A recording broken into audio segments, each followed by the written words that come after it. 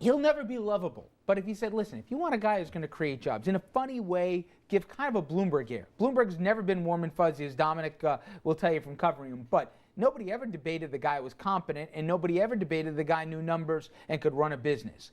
If Romney kind of portrays that and says, you don't have to love me, but nobody's going to run a company or a country better than me, is that his best shot?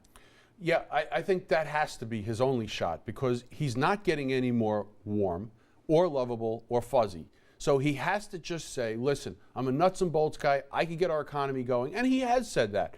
The problem is, though, is the favorability. And I do believe that not everybody is in the weeds in terms of the politics like we are at this table and some other people are. So they are going to judge at the polls who they feel is more favorable, who they feel they can relate better to. And I think that's how George Bush 43 did it, and I think that's how Obama is going to do it in the next election. Dom, help me out here. If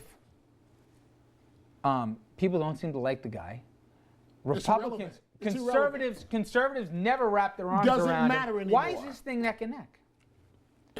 You don't want the real answer. Why do you think I asked the question? But this president, if you want the real answer, this president faces obstacles that no other president before him. You know, we all like to skate around the issue, but he's the first African-American president. And Obama, contrary to what's been said, Obama can lose this election all by himself.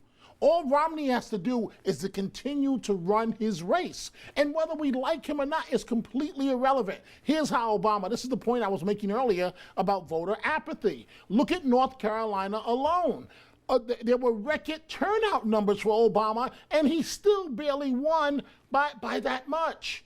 So if Obama does not turn out his base, and I mean turn them out from the MTV generation on, he could lose this election all by himself. Well, we're going to get into apathy here and what will get people to the polls in the coming days. All right, guys, thank you.